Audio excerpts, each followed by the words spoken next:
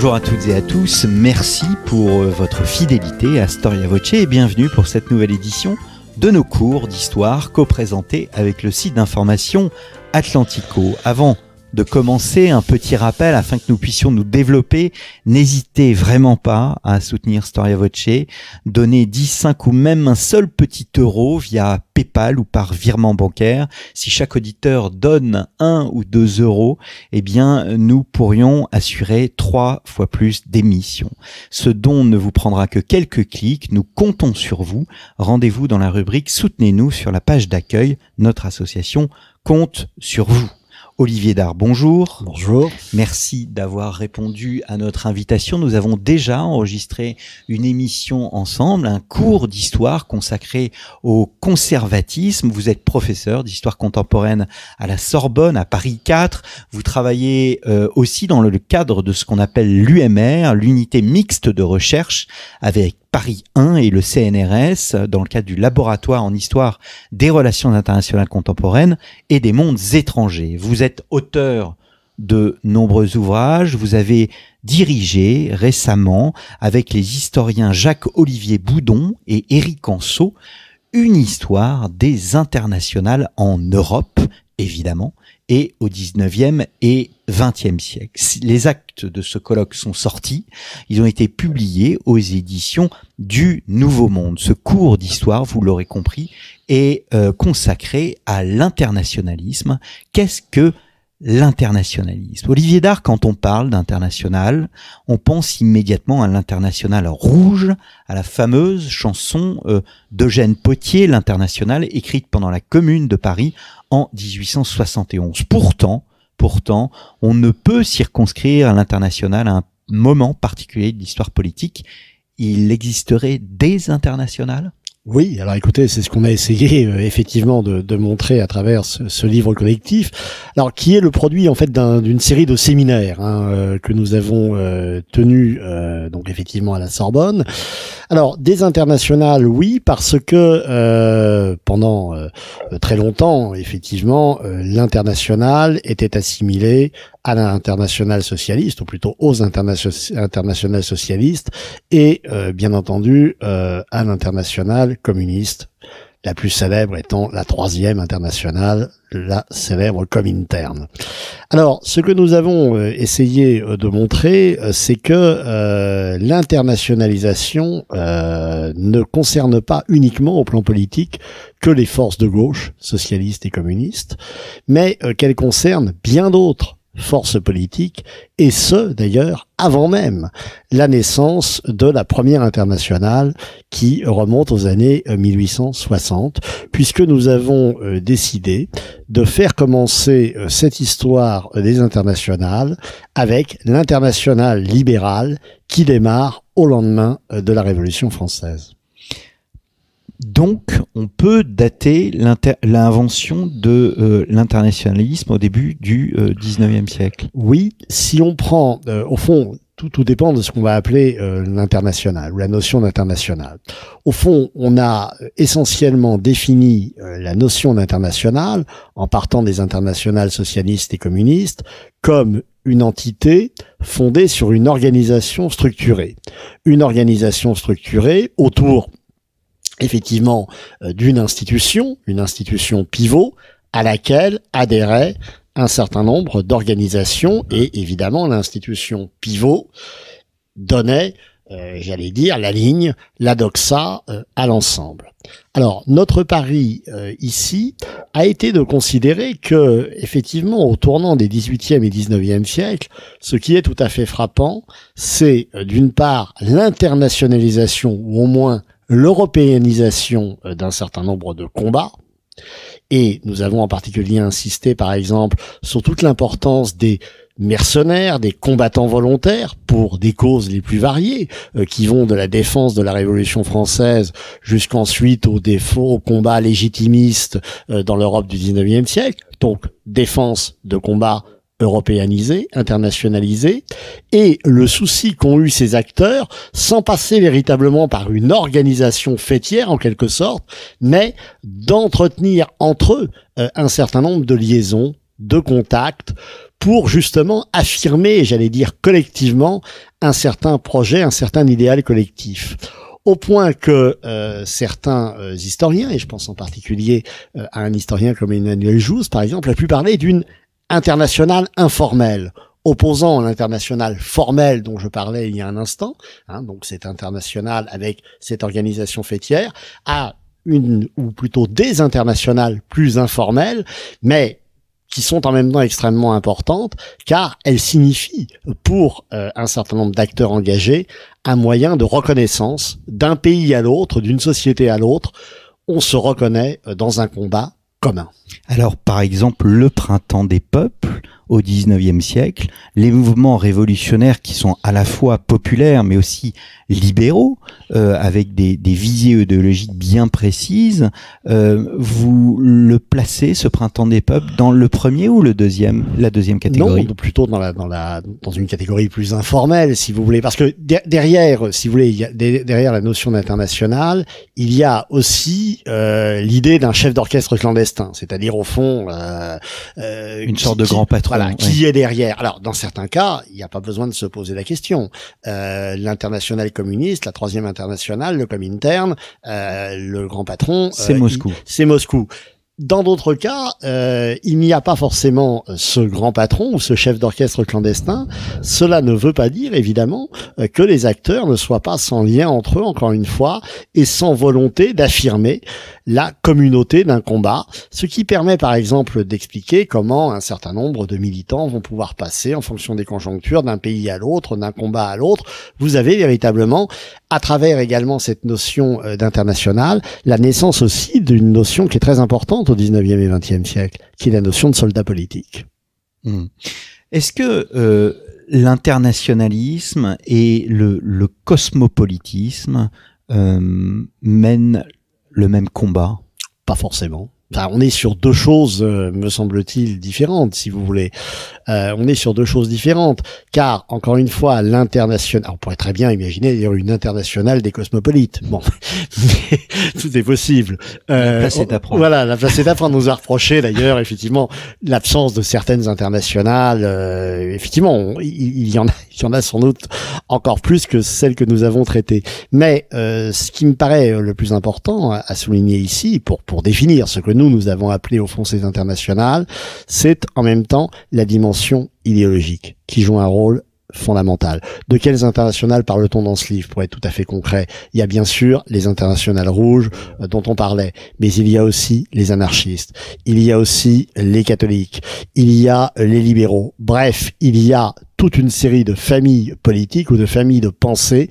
On pourrait très bien travailler aussi sur les internationales maçonnes, etc., qui jouent effectivement un rôle important et qui mettent en avant, derrière le combat internationaliste, la volonté de voir privilégier dans les espaces publics de différents États considérés un certain nombre de vues qu'elles estiment justement sortir ou devoir être sorties d'un cadre national exigu pour justement fédérer un certain nombre de sociétés. Alors, ce n'est pas du cosmopolitisme, me semble-t-il, c'est beaucoup plus, au fond, une internationalisation des enjeux, une internationalisation des combats et des luttes.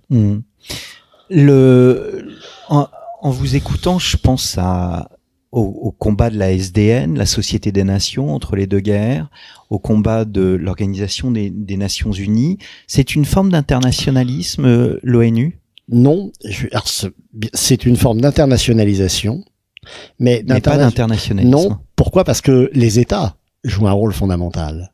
Alors, vous pourriez très bien me dire qu'avec la troisième internationale de Moscou, il y a une sorte de confusion des rôles entre, d'une part, effectivement, le Comintern et l'État soviétique, le parti soviétique, bien sûr. Mais ne mélangeons pas non plus tout.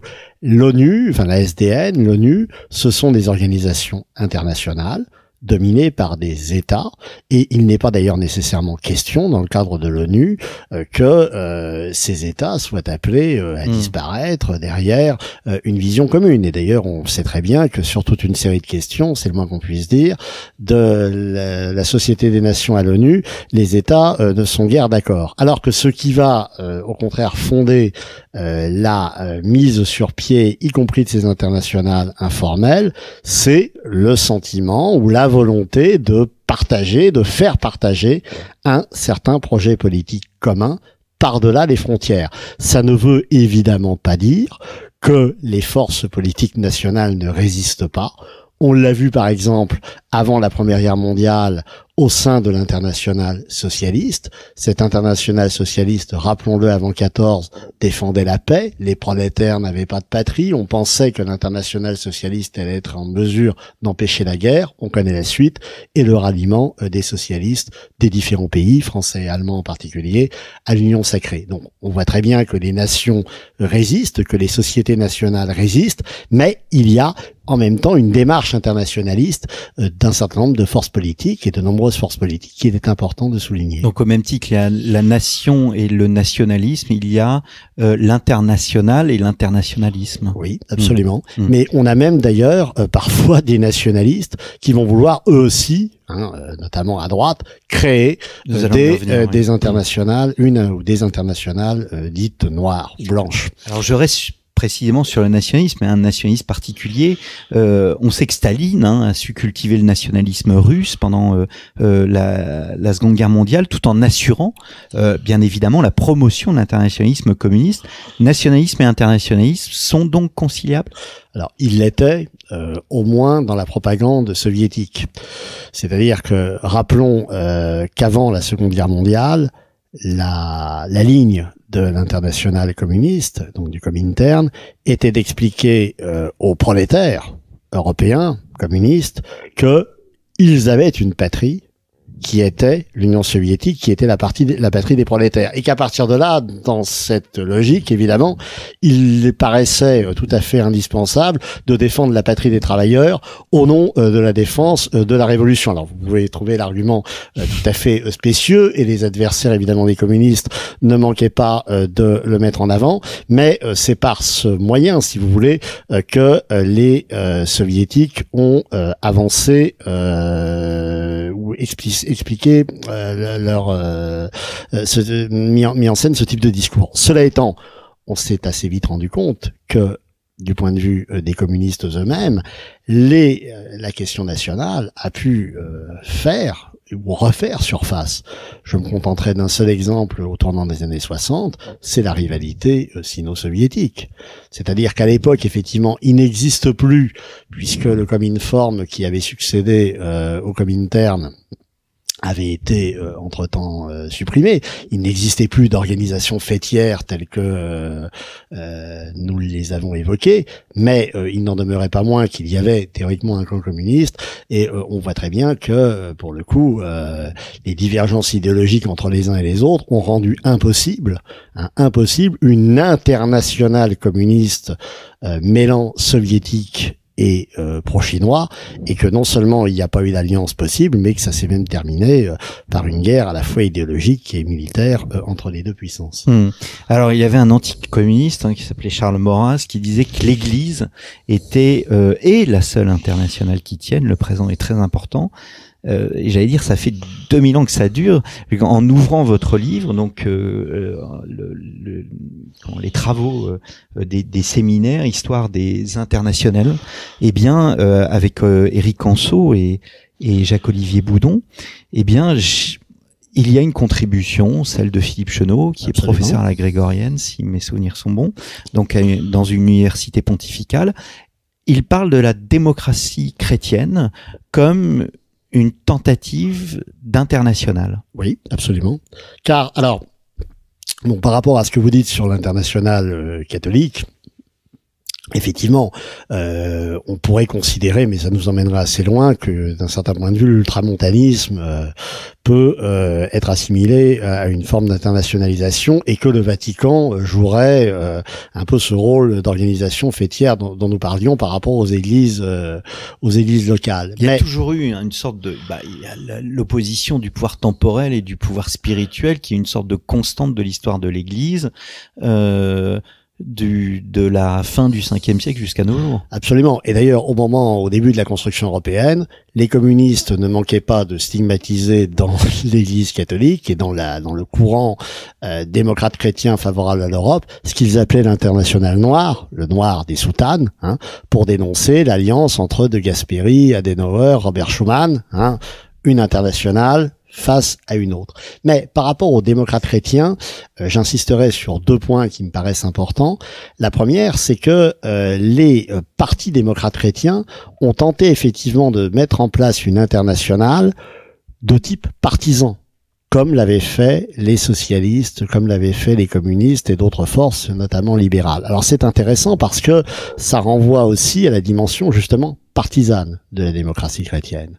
Mais j'ajouterais que du point de vue catholique, et y compris du point de vue de la démocratie chrétienne ou du catholicisme social pris dans sa généralité, il y a sans doute des traces, et qui mériteraient d'être à mon avis étudiées beaucoup plus finement, d'international informel.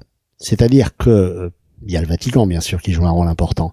Mais quand on regarde les relations entre les milieux catholiques sociaux français, européens et même latino-américains, on constate une importance tout à fait réelle des relations, notamment tout au long de la fin du 19e et de tout au long du 20e siècle, qui sont absolument passionnantes à étudier, car on voit bien que justement, pour ces milieux politiques, intellectuels, religieux, la notion de frontière n'est pas sans limite et que effectivement un certain nombre d'idées, d'acteurs vont circuler d'un pays à l'autre et même, je dirais, d'un continent à l'autre. Si on songe par exemple aux relations qu'ont pu entretenir les démocrates chrétiens chiliens, prenons cet exemple, avec un certain nombre de leurs homologues européens.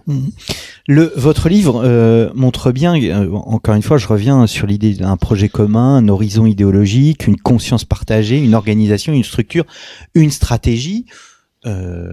Certains vont crier au complot. Est-ce que l'internationalisme est lié à l'idée complotiste? Alors, oui, pour les dénonciateurs de l'international, bien entendu. Alors, et ce doublement. D'abord, un certain nombre d'internationales vont naître de la dénonciation d'internationales existantes.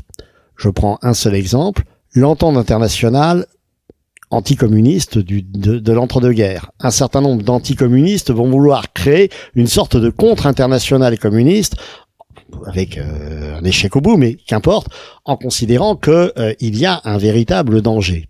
Alors, ça renvoie bien entendu à l'idée que cette internationale communiste est en train d'ourdir un complot épouvantable contre les sociétés européennes.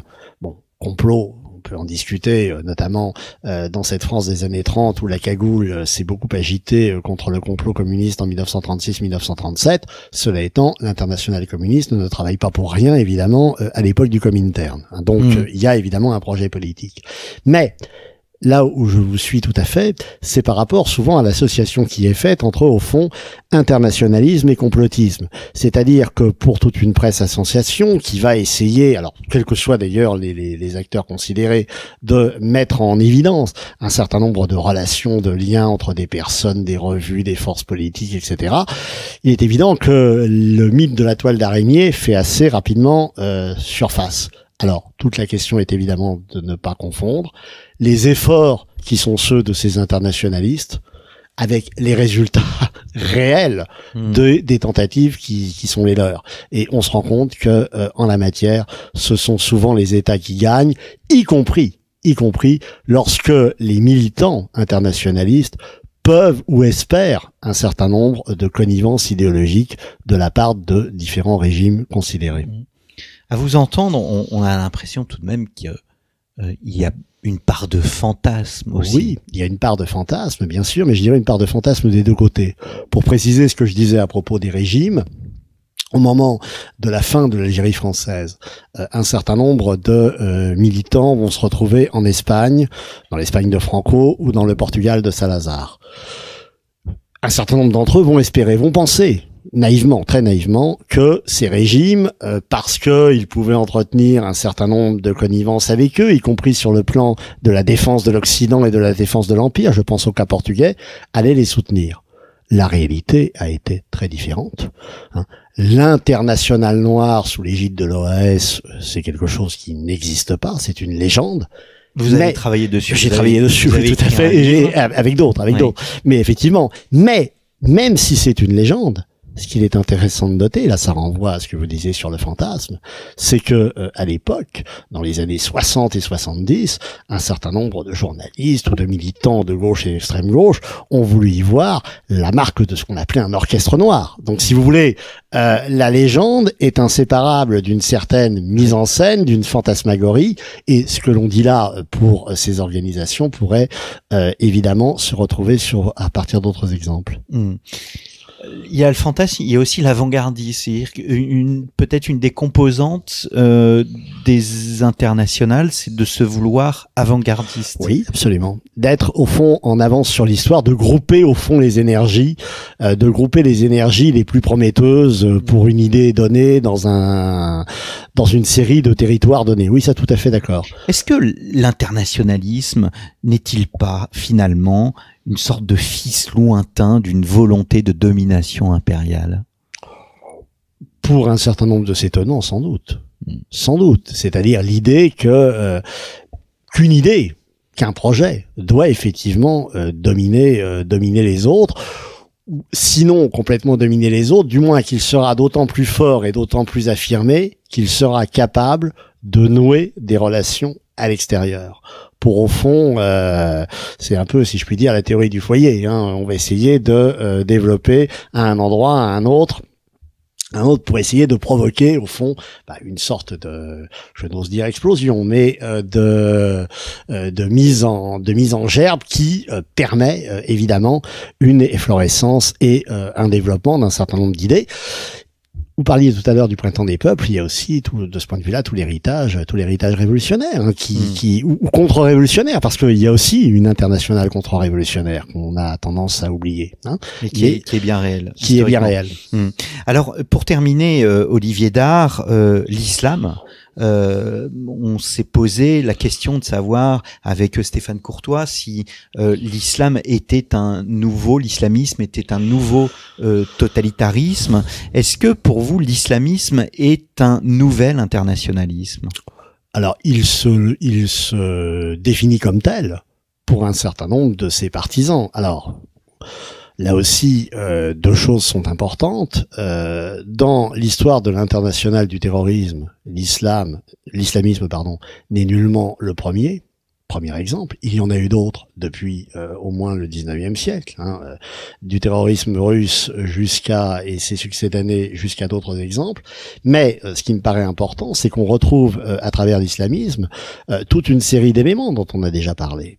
Sauf que on est sans doute davantage avec l'islamisme dans une logique peut-être d'une internationale informelle que d'une internationale formalisée avec un chef clandestin unique ou une organisation fêtière unique. Pas seulement parce qu'il y a des problèmes chiisme, sunnisme, etc., mais parce qu'il y a des organisations en lutte, les unes par rapport aux autres, vous les connaissez, Al-Qaïda, etc., qui évidemment se battent pour exercer au fond une sorte de monopole sur un certain nombre de combattants. Et là, on retrouve évidemment le souci d'internationalisation, la volonté de transformer alors des individus non pas en soldats politiques, mais enfin aussi en soldats politiques et religieux, etc., de passer effectivement par le stade de la violence et du terrorisme, on retrouve des choses qu'on a déjà observées ailleurs. C'est une longue histoire. Dans la série Le Bureau des légendes, hein, vous connaissez Olivier Dard, lors d'une discussion, on voit deux hommes, enfin deux musulmans évoquer deux conceptions. D'un côté l'État islamique et de l'autre côté Al-Qaïda, qui est une sorte d'international de poseurs de bombes. Est-ce que au fond l'État islamique, en proclamant un État, n'était-il pas voué à l'échec parce qu'il ne peut revendiquer une terre d'islam dans le monde entier? C'est-à-dire pour le moment, ils ont l'air d'avoir effectivement des sérieuses difficultés pour déjà conserver, ce qui n'est plus le cas, ce qu'ils avaient obtenu. Mais effectivement, Al-Qaïda était tout à fait dans cette logique. Au fond, mais pensé d'ailleurs par Ben Laden. C'est-à-dire que quand vous lisez les textes de Ben Laden lui-même, qui avaient été publiés d'ailleurs par Gilles Kepel, on voit très bien que il s'agit de mettre sur pied, et c'est d'ailleurs la force d'Al-Qaïda, à la fois un terrorisme internationalisé et presque en même temps, et ça c'est intéressant, déterritorialisé. C'est-à-dire que dans l'histoire du terrorisme, ce qui est tout à fait fascinant, et notamment avec les attentats du 11 septembre, c'est une forme de déterritorialisation, entre finalement les acteurs qui sont aux origines des attentats et les lieux dans lesquels ils sont commis. Là, pour le coup, à l'échelle de ce que l'on sait de l'histoire du terrorisme, qui m'intéresse beaucoup, c'est un de mes séminaires à la Sorbonne, là on a quelque chose de singulier, qu'on ne retrouve pas dans de multiples autres exemples. Merci beaucoup.